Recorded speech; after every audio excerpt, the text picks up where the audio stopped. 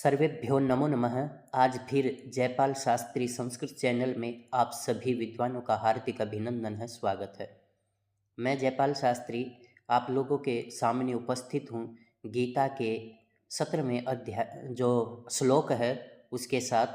आप हमारे इस चैनल को लाइक, शेयर और सब्सक्राइब जरूर करें, जिससे आपको आने वाली नवीनतम जो वीडियो है वो समय पर उपलब्ध हो सके। और ये जो वीडियो है ये आपके किसी भी परीक्षा में काम आ सकती है। तो इस तरह से आपका जो बीए प्रथम वर्ष का दूसरा जो सेमेस्टर है उसमें, और जो बीए द्वितीय वर्ष का चतुर्थ सेमेस्टर है उसमें ये पाठ्यक्रम में लगी हुई है। तो आप सभी विद्यार्थी इस वीडियो को अच्छी प्रकार से देख लें, जिससे आप अपने पाठ्यक्रम को अच्छी प्रकार से कर पाएँ। तो ये आपका 17वां श्लोक है, ये देखिए। अविनाशी तु तद्विद्धि येन सर्वमिदं ततं विनाशमव्ययस्यास्य न कश्चित् कर्तुमर्हति।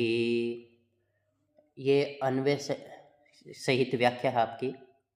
अविनाशी अर्थात विनाश से रहित, तू तो तद्विद्धि उसी को मानो।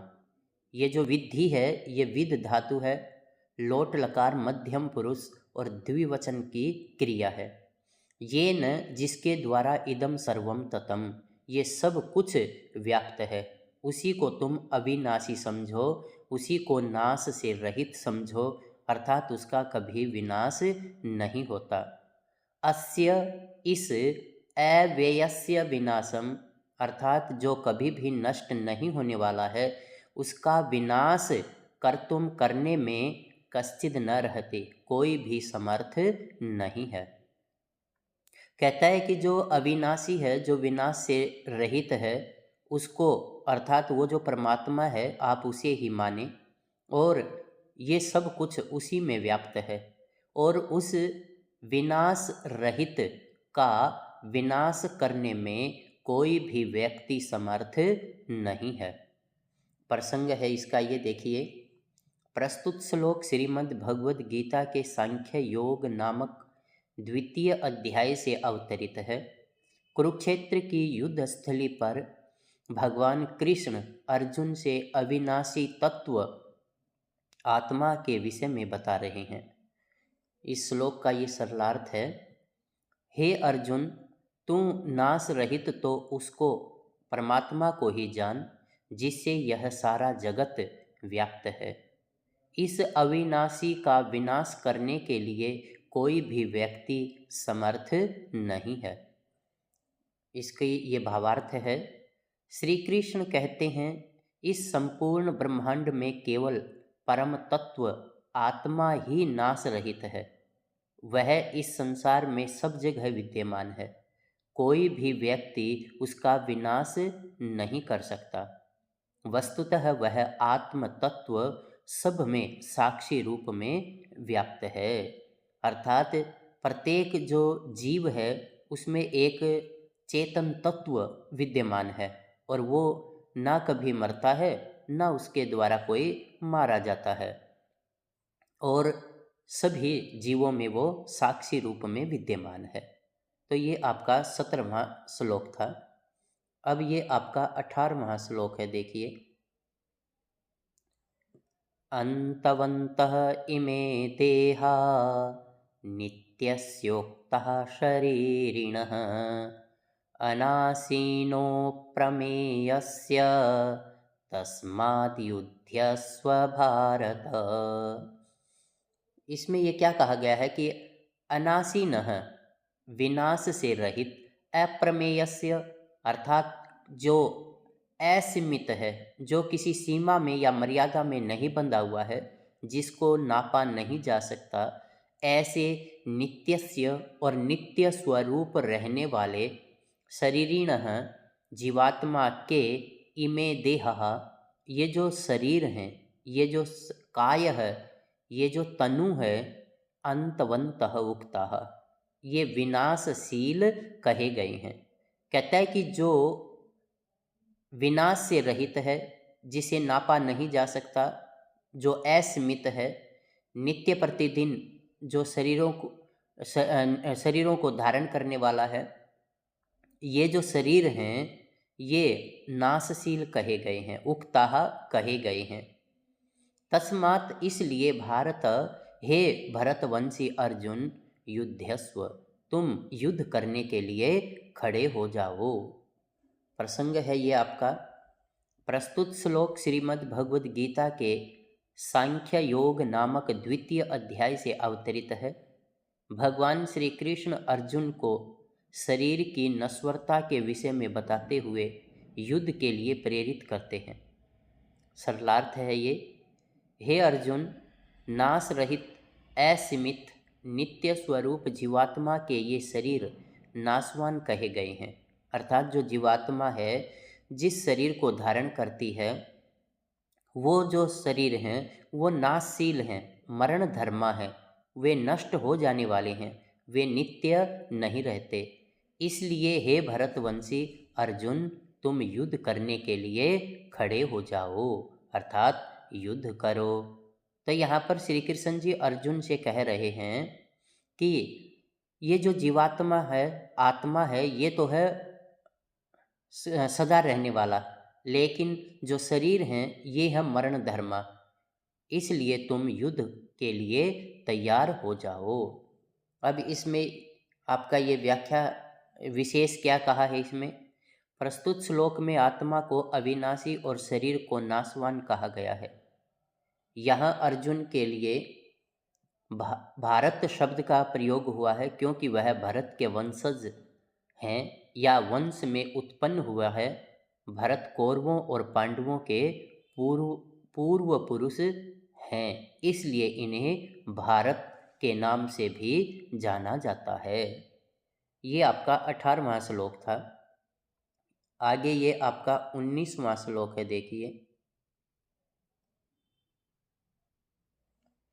य एनं वेति हन्तारं यश्चैनं मन्यते हतम् उभौ तौ न विजानीतो नायं हन्ति न हन्यते। कहता है कि यह जो एनम इस आत्मा को हंतारम वेति मारने वाला समझता है, यह च और जो इसको एनम इस जीवात्मा को हतम मन्यते मरा हुआ मानता है, तौ उभौ न विजानीतः, वे दोनों ही नहीं जानते, मारने वाला और मरने वाला ये दोनों ही इसके विषय में नहीं जानते। अयम न हन्ति, ना तो ये किसी को मारता है, न हन्यते, और ना ही ये किसी के द्वारा मारा जाता है। प्रसंग है इसका ये। प्रस्तुत श्लोक श्रीमद् भगवद गीता के सांख्य योग नामक द्वितीय अध्याय से अवतरित है। कुरुक्षेत्र की युद्ध भूमि में अपने को भीष्मादि का मारने वाला मानकर दुखी होते हुए अर्जुन से भगवान श्री कृष्ण कहते हैं कि आप न तो किसी को मारने वाले हैं और न ही आप किसी के द्वारा मरने वाले हैं, इसलिए आप इस आत्मा के विषय में ज़्यादा सोचकर चिंतित मत हो। इसका सरलार्थ है ये, देखिए। हे अर्जुन, जो इस आत्मा को मारने वाला समझता है तथा जो इसको मरा हुआ मानता है, वे दोनों ही नहीं जानते हैं, क्योंकि यह आत्मा न मारता है किसी को और न ही ये किसी के द्वारा मारा जाता है। ये आपका भावार्थ है। श्री कृष्ण कहते हैं, हे अर्जुन, तू युद्ध में अपने पितामह भीष्म आदि को देखकर यह समझता है कि कहीं मेरे द्वारा बाण चलाने पर ये मर न जाएं। यह मेरी अज्ञानता है, क्योंकि आत्मा अमर है और क्रियाशील है। तो श्री कृष्ण जी क्या कहते हैं?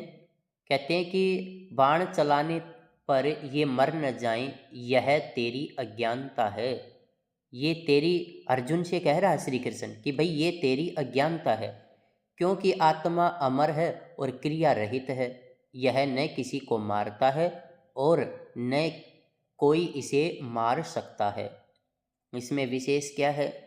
इस श्लोक में आत्मा की अमरता एवं क्रियाशीलता का उपदेश दिया गया है। प्रस्तुत श्लोक में अनुष्टुप छंद है। आपने पहले श्लोक को जब पढ़ा था तब वहाँ आपने देखा था कि अनुष्टुप छंद का लक्षण क्या है, तो आप उसको बार बार दोहरा लें, आपको वो याद हो जाएगा। और नंबर 3, अनुप्रास अलंकार का बहुत ही सुंदर प्रयोग किया गया है। तो ये आपका 19 का श्लोक था। आगे आपका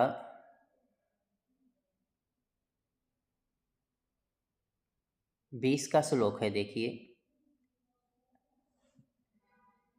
न जायते म्रियते वा कदाचिन् नायं भूत्वा भविता वा न भूयः अजो नित्यशाश्वतोऽयं पुराणो न हन्यते हन्यमाने शरीरे। कहता है कि अयम आत्मा, ये आत्मा कदाचित कभी भी न जायते, उत्पन्न नहीं होता, वा अथवा न म्रियते, ना कभी मरता है, वा अथवा न अयम भूत्वा, ना ये कहीं पर हुआ है, भूयः भविता, और ना ये दोबारा कहीं पर होगा। अयम अजह, ये अजन्मा है, नित्य, ये नित्य प्रतिदिन रहने वाला है, शाश्वतः, शाश्वत है, पुराण है, प्राचीन है, शरीरे हन्यमाने अपि, शरीर के मारे जाने पर भी न हन्यते, ये मारा नहीं जाता। आगे इसका ये प्रसंग है। प्रस्तुत श्लोक श्रीमद् भगवद गीता के सांख्य योग नामक द्वितीय अध्याय से अवतरित है। कुरुक्षेत्र की युद्ध भूमि में भगवान श्री कृष्ण अर्जुन को आत्मा की अमरता का उपदेश देते हुए कहते हैं। सरलार्थ देखिए इसका। यह आत्मा किसी काल में भी न जन्मता है और न मरता है, अथवा न होकर भी होने वाला है। यह आत्मा अजन्मा, नित्य, शाश्वत और पुरातन है, शरीर के मारे जाने पर भी मारा नहीं जाता। तो यहाँ आत्मा के विषय में बताया कि ये जो आत्मा है ये आपकी कैसी है, अजर अमर है, ये कभी भी नहीं मरती। आगे इसी के विषय में यहाँ कहता है व्याख्या में, श्री कृष्ण अर्जुन को समझाते हैं कि तू युद्ध क्षेत्र में भीष्म आदि को देखकर दुखी मत हो।